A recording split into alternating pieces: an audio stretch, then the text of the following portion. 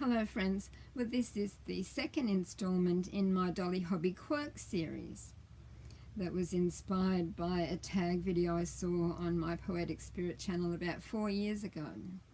So I'll put a link in the description bar to the original video and also to my introduction that I did last week.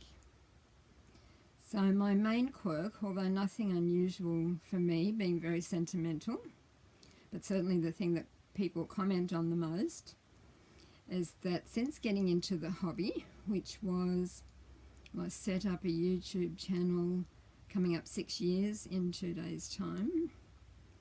I did have a few reborns that I'd found at markets before that. I didn't know that's what they were at the time, and so it's been more like 8 years.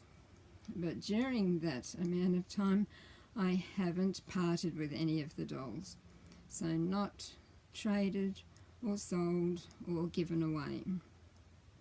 I certainly do think a lot about what will happen to them when I've gone, and I have various things in place for that. I like to think that because they've been taken care of, they'll go on to make others happy in the future. But for now, they're with me, making me happy.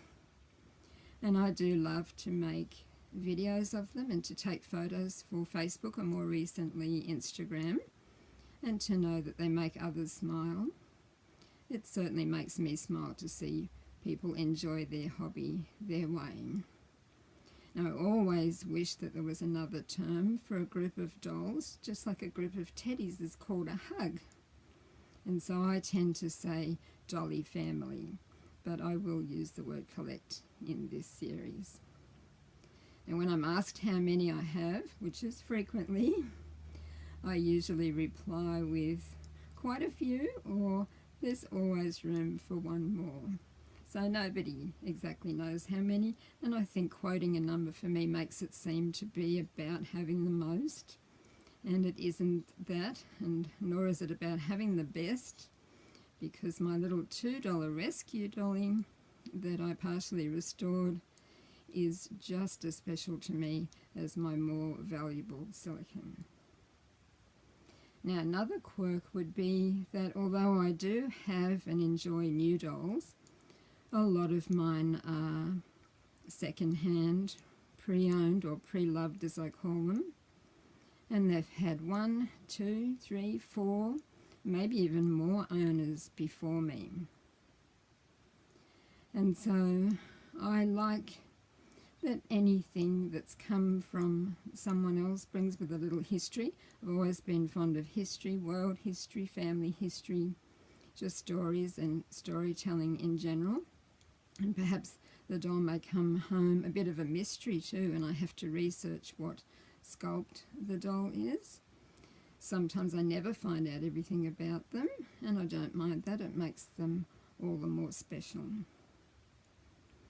Now, I know that they are inanimate objects, material things, but I still believe that anything that's been loved by someone else brings with it a positive spirit essence of having been appreciated.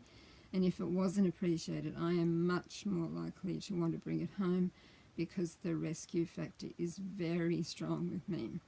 I've always been one to bring home stray animals and injured birds, and I love going to trash and treasure markets and thrift stores and finding things that nobody wants, and I restore them or do something different with them. And even when I was at school, little girl, I used to often be given the job of taking care of someone who was new to the classroom, making them feel comfortable. So it's a kind of nurturing thing too, even though I know that these are dolls and not real babies. So that's all for the moment. I did do a series of full collection videos a couple of years ago, and I am partway through an alphabet of baby dolls names challenge up to the letter M, and they're all in playlists on my channel. But there have been a few new arrivals since then, so I definitely need to update at some time. Now, for the past 2.5 years, I have not been as active in the hobby and brought home as many dolls, and certainly much less even in the last 6 months. So I hope you enjoy this and look forward to the next installment. I'll try to do that as soon as I can. I hope everyone's having a good day or night.